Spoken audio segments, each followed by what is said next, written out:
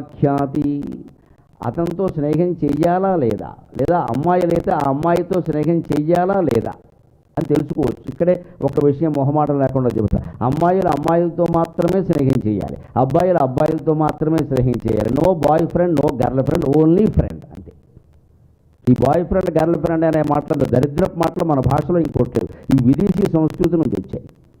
నీకు పెళ్ళయిన తర్వాతే నీకు బాయ్ ఫ్రెండ్ ఉంటామా, దట్ ఈజ్ యువర్ హస్బెండ్. నీకు పెళ్ళయిన తర్వాత నీకు గర్ల్ ఫ్రెండ్ ఉంటే దట్ ఈజ్ యువర్ వైఫ్, అంతే తప్ప ఇంకెవరు ఉంటారు. జీవితాంతం నీకు స్నేహితురాలు ఎవరంటే నీ భార్య మాత్రమే. మగాడికి ఆడ స్నేహంతో పని ఏంటండి? పైగా చదువుకునేటప్పుడు ఎంత చెడిపోతున్నారు ఈవేళ. తల్లిదండ్రులు ఎంత శోకం అనుభవిస్తున్నారండి. కాలేజీలకి పంపలేరు, పంపకుండా ఉండలేరు. పైగా ఈ కాలేజీలు ఇక్కడ లేవు, ఎక్కడో ఉంటాయి.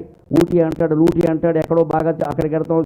పంపకుండా ఉండలేము. ఆడపిల్లల్ని అమెరికా పంపుతున్నాం, ఎలా ఉండగలుగుతున్నామండి? ఎంత నమ్మకంతో ఉంటారు తల్లిదండ్రులు. ఆ నమ్మకాన్ని వమ్ము చేస్తే ఎలాగా?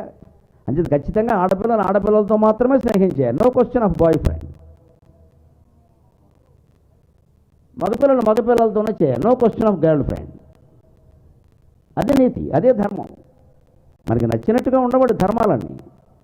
ఎప్పుడు లోకంలో సమస్య ఎందుకు వస్తుందో దయచేసి ఆలోచించండి.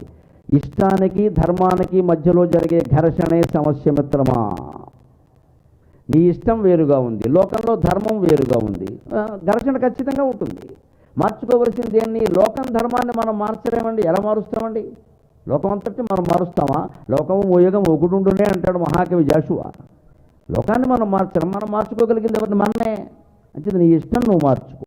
వయసులో ఉన్న ఆడపిల్లకి మగపిల్లలతో స్నేహం చేయాలనిపిస్తే ఆ ఇష్టాన్ని మార్చుకోవాలి.